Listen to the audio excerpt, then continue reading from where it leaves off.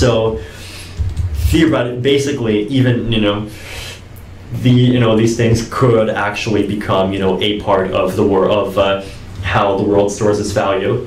Now, there's a question of whether or not that's good or bad for society. I think that, first of all, a lot of the bad for society could be mitigated if the basic proof of work got eliminated and replaced with proof of stake, because proof of work is hugely wasteful and environmentally unfriendly in ways the proof of stake isn't. But at the same time, you also have to realize that I think it might be the case that the world wants assets that kind of behave that way, that behave that way and just have value because that sort of grows with world GDP in the long term, and that's uncorrelated with the stock market, and that the market will find assets to serve that function. And if pure assets to sort kind of like crypto assets that don't exist, then the market will just find other assets to take on that role instead. And that could be the housing market, for example, because land is a fixed supply commodity. And you could make the case that having that kind of long-term speculative attention moved from things like lands that have secondary uses onto things like basically just crypto, Bitcoin could have a benefit, because people that wants to use land for its primary function of living on it and doing and having businesses on it are going to be able to use it more cheaply and have potentially have less volatility risk, because speculative interest will be somewhere else. Okay, so we've just got a little under 10 minutes left, so we'll try and answer the remaining questions. Very interesting. Vitalik is incredibly smart. I don't even know if that's the right way to say his name, but holy crap is he smart.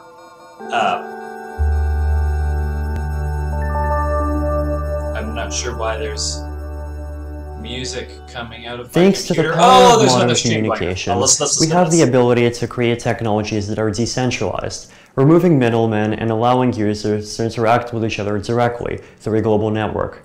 Decentralized applications have been becoming more and more important in the past 10 years, and have the benefits of massively reducing costs and barriers to entry, removing single points of failure, preventing censorship, and ensuring transparency and trust between all the parties involved in an interaction. BitTorrent, a file-sharing network developed in the early 2000s, is arguably the first decentralized application to have been created.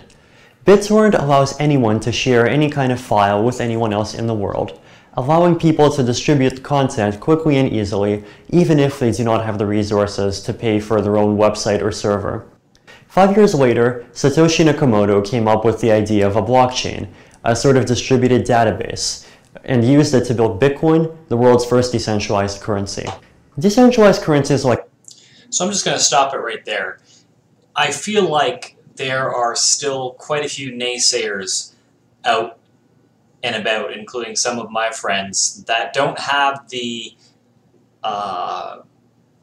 privilege of seeing various videos that are out there explaining Ethereum and Bitcoin to its potential, and not necessarily trapped in the fiat markets or anything of that nature, but not getting the grasp on the numerous companies just overall that are taking this blockchain distributed database and taking it to heart and using it within their companies, including banks. So I feel as if his outlook and his dream as far as Bitcoin and Ethereum are concerned, once they catch on and grasp what Ethereum does as far as privacy is concerned, and money and the programs that are behind it, and all the different levels that Ethereum has on it itself, based on the blockchain and the digital apps, the dApps that are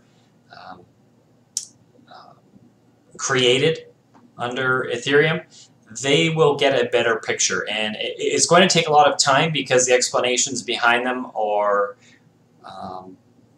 they're very new. Nobody knows out and about in the world. I mean, you can tell by even just the current volume of trading going on with Ethereum and how it maxes out at a certain amount and then rises again. I've been watching the different markets that have Ethereum on it. You can tell there is a lot of fear when it's at a certain point and goes down, you know, 50 or 100 dollars on the markets themselves, GDAX, Coinbase, etc. And I myself, for one, am going to hold on to what I have. HODL is what it's called. A lot of people, you'll see HODL nowadays, and that just explains what the person wants as far as Ethereum is concerned, or holding on to all of your cryptocurrencies and making sure that they gain momentum over time. So I, for one, am going to hold on to them for quite some time, regardless of if it goes up or down. I've put a couple of $100 worth of cryptocurrency overall into the markets under my Jax wallet, things of that nature. So I'm very excited, and I'm thankful that we have people like Vitalik who can explain Ethereum to people, including myself, because I'm very new at this, and making sure that I understand it enough to share it with others who are less fortunate to be aware of it. I'm going to pause this for right now, and I appreciate you watching my stream, if you ever do see it, and I will talk to you later. Yeah. Thanks.